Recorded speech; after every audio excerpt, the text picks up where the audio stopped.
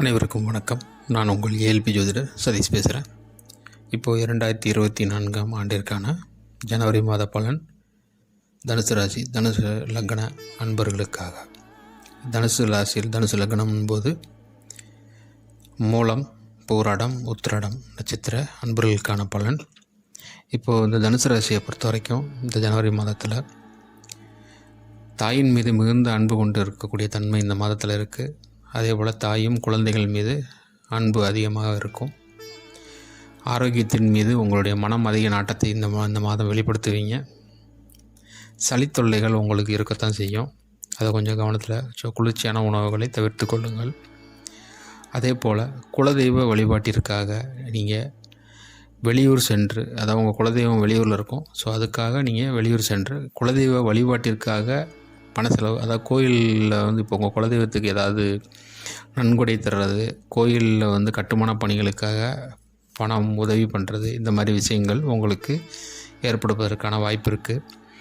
அதே போல் மேல் வயிறு சம்பந்தமான சிறு உபாதைகள், வலி, இந்த மாதிரி ஏற்படுறதுக்கான வாய்ப்புகள் இருக்குது. அது சம்மந்தப்பட்ட மருத்துவ ஆலோசனைகளுக்காக மருத்துவரை நாடக்கூடிய தன்மையும் இருக்குது. சிலருக்கு முக்கியமாக ஒரு விஷயத்தை சொல்லிக்கிறேன். உங்களுடைய அண்ணனோ அக்காவோ இருந்தாங்கன்னா அவங்க கூட சண்டை சச்சரவுகள் ஏற்படுவதற்கான வாய்ப்புகள் இருக்குது. ஸோ நீங்கள் அவங்கக்கிட்ட சண்டையிடாமல் அமைதியாக இருந்து கொள்ளுங்கள். அவங்க கூட சண்டைக்கு வர மாதிரி பேசினாலும் நீங்கள் கொஞ்சம் அமைதியாக போயிட்டீங்கன்னா ஒன்றும் நடக்காது, அப்படியே அமைதியாக போயிடும். ஸோ இதை நல்லா ஃபாலோ பண்ணிக்கோங்க. தேவையில்லாமல் சண்டை போட்டுக்க வேண்டாம். அது உங்களுக்கு எப்படி சொல்கிறது அப்படின்னா, உங்கள் சண்டை தான் உங்களுக்கு தேவையில்லாத ஒரு செலவை க்ரியேட் பண்ணும், அப்படிங்கிற மாதிரி ஒரு அமைப்பு இருக்குது. ஸோ சண்டையிடாமல் இருப்பது உங்களுக்கு தேவையில்லாத செலவை ஏற்படுத்தாது. அது எப்படி வேணாலும் இருக்கலாம். நீங்கள் அவரோட பேச்சை கேட்டு ஏதாவது ஒரு செலவு பண்ணி அது தேவையில்லாத செலவுன்னு தெரிஞ்சவொன்னே உங்களுக்குள்ளே சண்டை வரும். நான் சொல்கிறது புரியுதா உங்களுக்கு? அவர் ஒரு ஐடியா சொல்லுவார், அது ஏதோ சரின்னு நினச்சி சரி சுமத்து நம்ம அண்ணன் சொல்கிறாரு அப்படின்னு சொல்லி நீங்கள் செலவு பண்ணிடுவீங்க. ஆனால் அவர் சொன்னது தப்பாக அமைஞ்சிரும், அது உங்களுக்கு சண்டை. ஸோ அவர் ஏதாவது சொன்னார்னா இந்த மாதம் வேண்டாம் அப்புறம் பார்த்துக்கலாம் அப்படின்னு சொல்லி தள்ளி போட்டுருங்க. அவ்வளோதான், வேறு ஒன்றும் இல்லை. அதே போல் உங்களுக்கு வேலை சம்பந்தமாக வெளியூர்களுக்கு செல்லக்கூடிய அமைப்பு இந்த மாதம் இருக்குது. அதாவது உங்கள் உறவுகளை விட்டு வெளியூரில் போய் வேலை பார்க்கக்கூடிய தன்மை, வேலை விஷயமாக ஒரு மாதம் ஏதாவது ட்ரைனிங்காக வெளியே அனுப்புறது, இந்த மாதிரி சிலருக்கு நடக்கும் இந்த மாதத்தில். அதுக்கான வாய்ப்பு இந்த மாதத்தில் இருக்குது. அதே போல் மார்க்கெட்டிங் வேலை செய்கிறவங்களுக்கு இந்த மாதத்தில் நிறைய அலைச்சல்கள்ங்கிறது இருக்க தான் செய்யும். அழுத்தமும் இருக்கும் வேலையில்.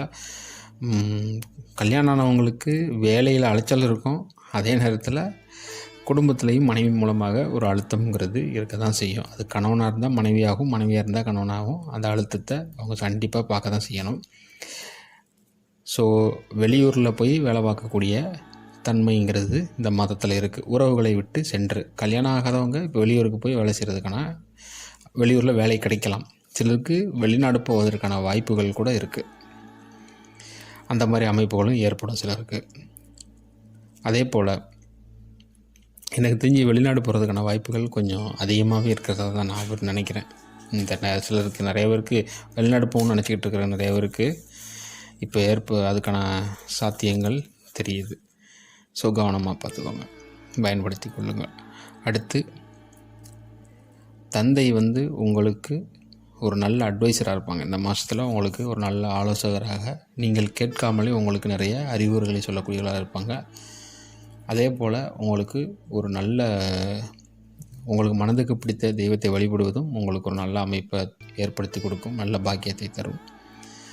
இந்த மாதத்தை பொறுத்த வரைக்கும் ஏன் உங்களுக்கு இப்படி இருக்குது அப்படின்னா, இந்த மாதம் உங்கள் மனநிலையை சமநிலையாக வைத்துக்கொள்ளணும். இந்த தனுசு லக்னக்காரர்கள் ஏன் அப்படி சொல்கிறேன்னா, உங்கள் மனம் தேவையில்லாத, சம்பந்தமே இல்லாத நிறைய விஷயங்களை இந்த மாதம் போட்டு குழப்பம்.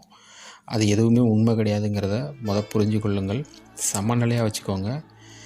தேவையில்லாமல் கடன்னு பேசாதீங்க.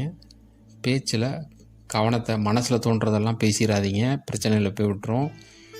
ஸோ மனநிலை தான் உங்களுக்கு இந்த மாதத்தில் உங்களுக்கு மிகப்பெரிய எதிரியாக இருக்குது. ஸோ மனநிலையை சமநிலையாக வைத்துக்கொள்ளுங்கள், சரிங்களா? மனசில் தோன்றதெல்லாம் உண்மை நினச்சிடாதீங்க. இந்த மாதம் மனம்தான் உங்களை ஆட்டி படைக்க போகுது. ஸோ மனசில் நினைக்கிறது எல்லாமே உண்மை கிடையாது. தீர விசாரித்து அமைதியாக இருந்து புத்திக்கு வேலை கொடுங்க. இந்த மாதத்தில் மனதிற்கு வேலை கொடுக்காதீங்க. தனுசு லக்னக்காரங்க புத்திக்கு வேலை கொடுத்தீங்கன்னா இந்த மாதம் உங்களுக்கு பெருசாக எதுவும் நடக்காது. ஈஸியாக கடந்துடலாம். சரிங்களா? அவ்வளோதான். அடுத்து மகர ராசி மகர அன்பர்களுக்கான பலன்களை சந்திப்போம். இது போக உங்களுடைய தனிப்பட்ட ஜாதகத்தை இதை பார்க்கணுன்னு ஆசைப்பட்டீங்கன்னா இதில் இருக்கக்கூடிய தொலைபேசி எண்களை தொடர்பு கொண்டு உங்களுக்கான பலன்களை பெறுங்கள்.